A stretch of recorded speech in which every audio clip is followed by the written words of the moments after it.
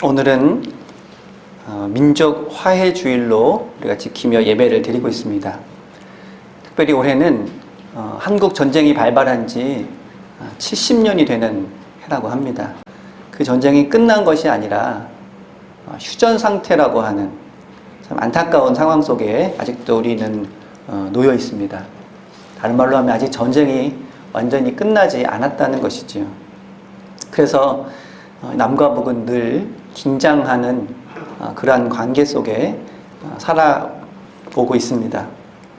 하지만 그동안 남북 관계가 힘들기도 하고 또 어렵기도 했지만 이 땅의 평화를 이루기 위해서 그래도 조금씩 노력해오고 또 나름대로 또 성과를 보이기도 하면서 그렇게 걸어왔습니다. 그런데 요즘 남북 관계를 보면 힘들게 이루어왔던 이러한 화해 분위기가 급격하게 퇴보하고 있는 그런 모습을 보여주고 있습니다. 특별히 지난주에는 많은 일들이 있었습니다. 남북 공동 연락사무소가 폭파되고 또 통일부 장관이 사임하고 또 남북이 연일 강경한 말들을 쏟아내고 있는 그런 모습들을 보면서 많은 분들의 마음이 안타깝고 착잡했을 것입니다. 과연 어떤 방향으로 흘러가게 될지, 이렇게 남과 북의 관계가 악화되는 그런 가운데 오늘 민족 화해주의를 맞이하면서 성경에서 말하고 있는 평화에 대해 함께 생각해 보려고 합니다. 성경에서는 매우 중요하게 이 평화라는 주제를 다루고 있습니다. 구약 성경에서는 히브리어로 이 평화를 샬롬이라고 합니다. 그리고 신약 성경에서는 헬라어로 에이레네라고 말합니다. 구약 성경에서 말하고 있는 이 샬롬은 평화나 평강으로 번역을 하고 있습니다.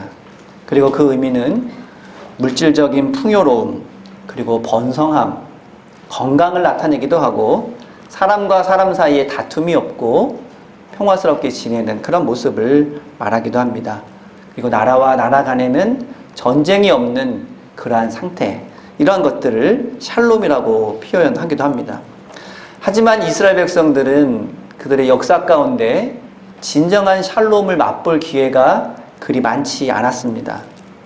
계속되는 주변 국가들의 침략과 지배와 수탈, 그리고 전쟁과 포로, 이러한 일들을 겪으면서 한순간도 그들이 추구하고 있는 그러한 샬롬을 누리거나 맛볼 수 있는 그러한 기회가 별로 없었습니다. 그래서인지 그들은 더욱 샬롬을 간구하며 진정한 샬롬이 하나님께서 주시는 것이라는 것을 깨닫고 하나님께 그러한 샬롬을 구하고 또 그러한 평화를 얻기 위해서 애써오기도 했습니다. 신약 성경에서는 이 평화를 그리스어로 에이레네라고 하는데 이 또한 주로 전쟁이 없는 상태, 그리고 사람과 사람 사이의 원만한 관계, 그리고 때로는 평온한 마음의 상태를 말하기도 했습니다. 그런데 신약시대 때 그 신약시대를 살아가고 있는 사람들이 주로 논의하던, 주로 이야기하던 평화는 그 당시 라틴어로 팍스라고 하는 그러한 단어였습니다. 근데 이 라틴어인 팍스는 앞서 말했던 샬롬과 에이레네와는 그 의미가 조금 달랐습니다. 그러니까 쉽게 말하자면 갑의 입장에서 을에게 뭔가를 부과하고 뭔가를 명령하는 것, 이것을 팍스라는 단어로 사용했던 것입니다. 로마 제국 시대의 이 팍스라고 하는 단어는 패배한 국가가 무조건적으로 항복하는 것이라는 의미를 가지고 있습니다. 그래서 로마 제국이 다른 이방 나라들과 싸워서 그들을 패배시키고 무조건적인 항복을 받아내는 것, 이것을 가리키는 단어가 팍스였던 것입니다. 그래서 그 당시 로마 제국에서는 그렇게 승리한, 로마 제국이 승리해서 이루어 놓은 평화를 팍스 로마나라고 말하기도 했습니다. 그들은 월등한 군사력으로 많은 나라들을 무찌르고 또 지배하면서 로마의 평화가, 팍스 로마나가 이 땅에, 이 세상에 안전을 보장해 줄 것이다, 이렇게 주장하기도 했습니다. 그래서 이 로마의 평화는 전쟁이 없는 그리고 평화롭고 원만한 상태를 가리킨다기보다는 군사적인 우위로 적을 완전히 제압한다, 이런 의미를 담고 있습니다. 로마 제국은 이렇게 이루어 놓은 평화 속에서 자신들이 지배한 나라로부터 막대한 부를 거둬들였습니다. 그래서 로마 제국은 날이 갈수록 점점 풍요로워졌고, 로마의 지배자들은 이 풍요를 통해서 점점 더 사치스러워졌고 또 타락해 가기 시작했습니다. 이 모든 것을 가리켜 로마의 평화라고 했고, 당시 로마의 시인들은 이러한 로마 제국의 위대함과 풍요로움을 찬양하는 그러한 글들을 많이 써왔습니다. 그리고 더 나아가서 이러한 로마의 평화를 가지고 온, 그리고 로마의 풍요를 가지고 온 그 로마 황제를 신의 아들이니 혹은 구세주니 하면서 신격화하기에 이르렀습니다. 그런데 정복당한 민족의 입장에서 볼 때, 그러니까 로마인의 입장이 아닌 피정복민들, 로마에 의해서 나라를 빼앗기거나 또 로마의 지배를 받는 그런 사람들의 입장에서 볼 때 이 로마의 평화는 진정한 평화가 아니라 아주 포악한 잔인한 평화였습니다. 피정복민들은 로마 제국의 무자비한 압제와 수탈 속에서 고통스러운 나날을 보낼 수밖에 없었습니다. 그리고 자신들도 고유한 문화와 전통과 종교를 가지고 있었는데, 이 로마 제국이 자신들의 문명과 또 자신들의 이러한 지배 질서를 강요함으로 인해서, 그리고 이러한 신격화와 우상화를 받아들일 수밖에 없는 그런 수치와 모욕을 감내해야 했습니다. 그래서 로마인이 아닌 다른 나라의 피정복민들에게 이 로마의 평화는 고통과 치욕, 그리고 굴욕과 죽음을 의미하는 것이었습니다. 한마디로 말하자면 그 로마의 평화는 거짓 평화였던 것입니다. 예수님은 바로 이러한 시대에 나타나셨습니다. 그리고 한창 로마 제국이 로마의 평화를 선전하고 그것을 많은 사람들에게 강요하고 있는 그런 와중에 예수님은 이렇게 말씀하셨습니다. 내가 너희에게 주는 평화는 이 세상이 주는 것과 같지 않다. 굉장히 위험스러운 말씀이었습니다. 왜냐하면 로마 제국은 이 로마의 평화라고 하는 사상을 가지고 그들의 지배 질서를 삼고 많은 나라에게 로마의 지배를 따를 것을 강요하고 있었는데, 예수님께서 이 세상이 주는 평화, 곧 로마 제국이 선전하고 주장하는 평화가 아니라 하나님께서 주시는 진정한 평화를 너희에게 준다라고 말씀하셨기 때문입니다. 로마 제국 입장에서 보면 로마의 평화가 아닌 다른 평화를 전하는 매우 불순한 인물로 보였을 것입니다. 그리고 그들은 자신들이 선전하는 이 로마의 평화, 그리고 로마 제국의 질서를 유지하고 지키기 위해서라도 다른 평화를 말하는, 불손한 말을 하는 이 예수님을 가만히 둘 수 없었던 것입니다. 그런데 이 땅에 새로운 평화를 주시겠다라고 말씀하신 이 예수님의 이 말씀은 예수님의 탄생 이야기에서도 이미 선포된 바가 있습니다. 그 누가복음 2장을 보시면 예수님의 탄생을 알리는 천사들이 찬양을 하는데 이렇게 찬양을 합니다. 지극히 높은 곳에서는 하나님께 영광이요, 땅에서는 기뻐하신 사람들 중에 평화로다.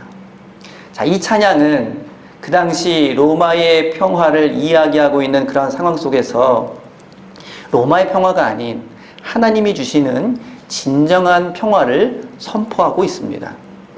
로마 제국 입장에서는 불순한 그런 노래였고, 초대교회 입장에서는 자신들이 로마 제국이 아닌 하나님의 나라에 속한 사람이라는 것, 그리고 로마 황제가 아닌 예수 그리스도를 섬긴다고 하는 것을 선언한 그러한 노래이기도 했습니다.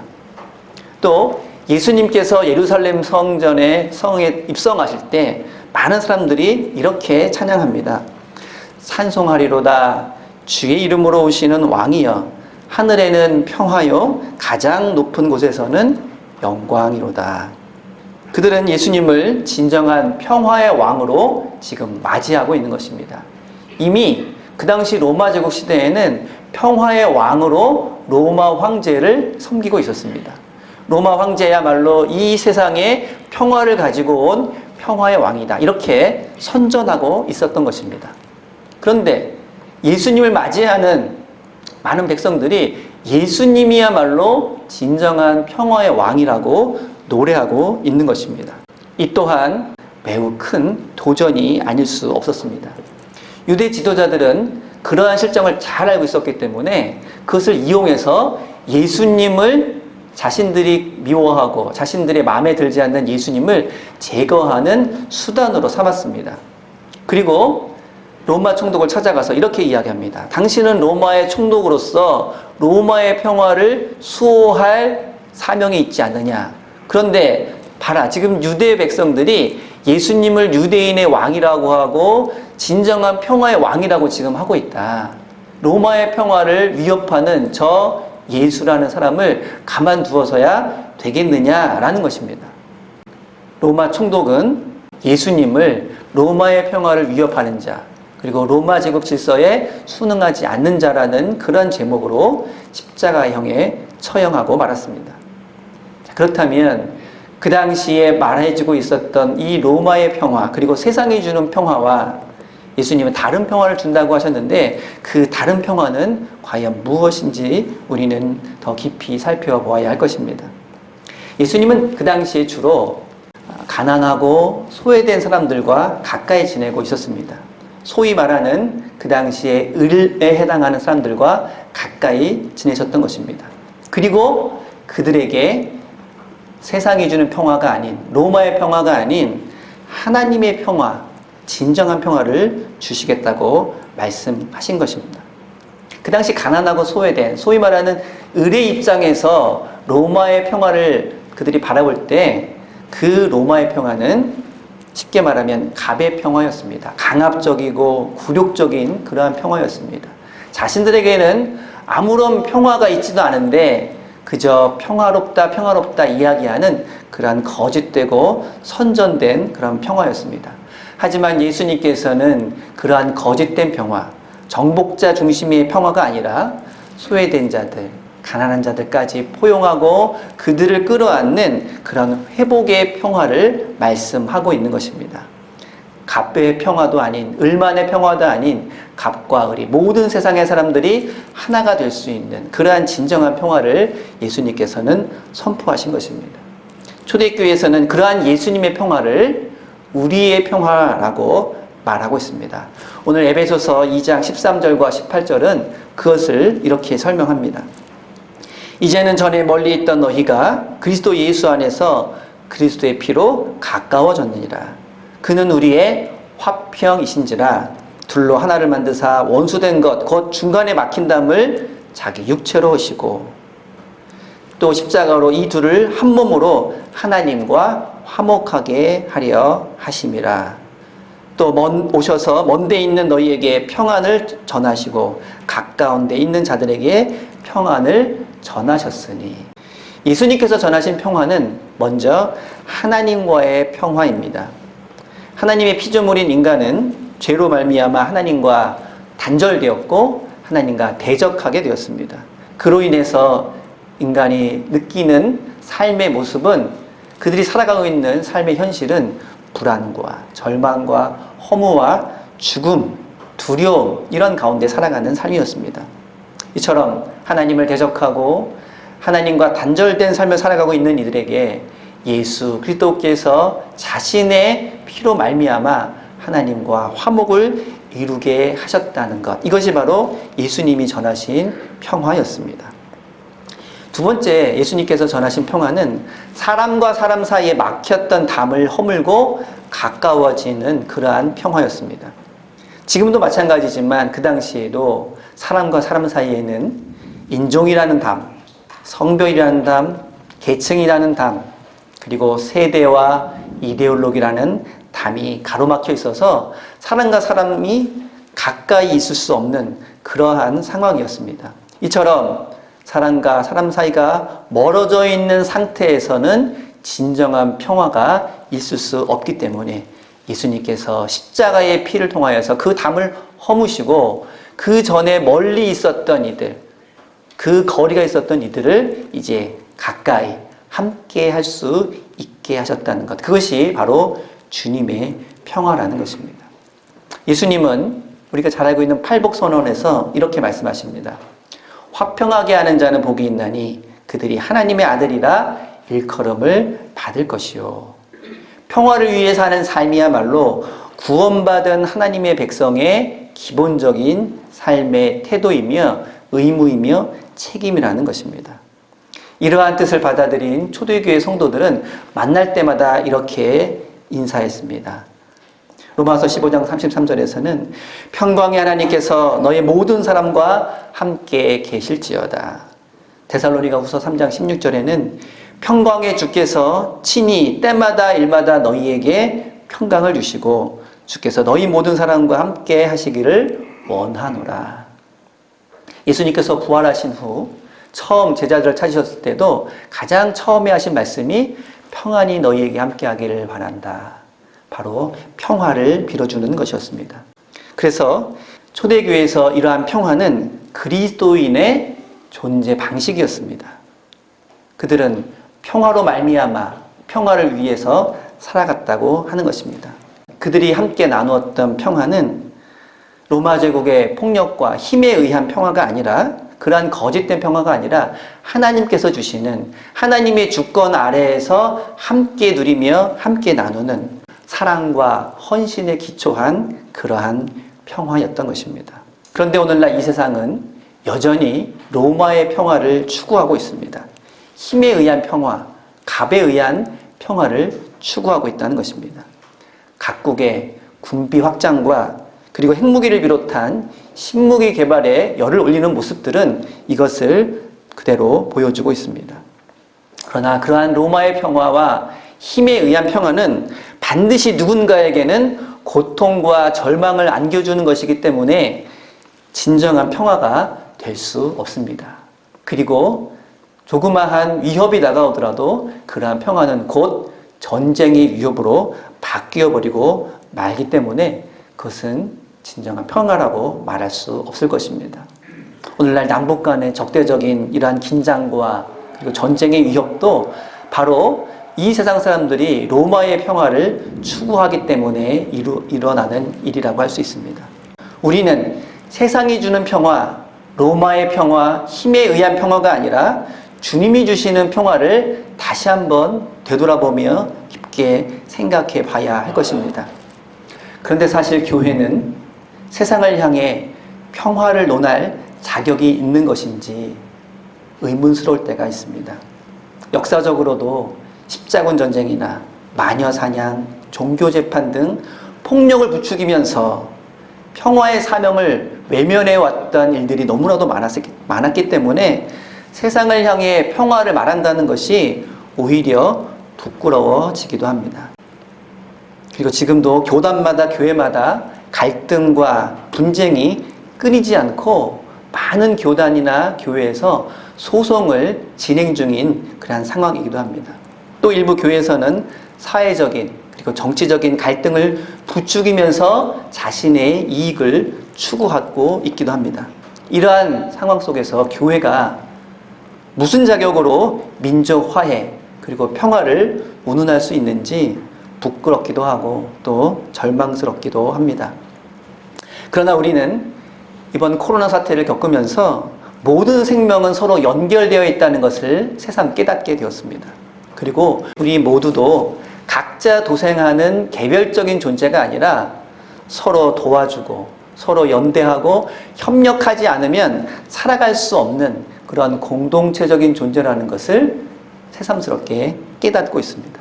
그렇기 때문에 더더욱 교회는 교회의 존재 방식인 평화를 위해서 애쓰고 수고해야 할 것입니다. 그리고 그것이 평화를 이루는 것이 우리의 사명임을 다시 한번 깨달아야 할 것입니다. 예수님께서도 평화를 위해 일하는 자가 하나님의 자녀라고 말씀해 주셨기 때문입니다. 그래서 교회는 비록 부끄럽고 자격이 없지만 그럼에도 불구하고 교회를 향해서 우리 스스로를 향해서 평화를 위한 일꾼이 되어야 한다고 선언해야 할 것입니다.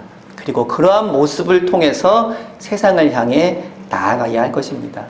더 이상 자신의 주장과 이익을 관철하기 위해서 애쓰는 것이 아니라 더 약하고 더 소외된 자를 포용하고 끌어안음으로써, 그리고 자기 자신을 십자가 위에 내어주신 예수님처럼 희생하고 헌신함을 통해서 우리가 놓쳤던 그러한 평화를 이루어야 할 것입니다. 우리가 우리 가정에서 또 우리 교회에서 각자 처한 위치에서 교회와 나라와 민족의 평화를 위해서 기도하고 우리가 감당할 수 있는 그 범위 안에서 그런 평화를 위해 애쓰는 사람이 될 때 이 세상에 샬롬의 평화를 주시는, 그리고 평화를 이루기 위해서 오늘도 우리를 통해서 역사하고 계시는 그 주님의 뜻에 합당한 자가 될 수 있을 것입니다.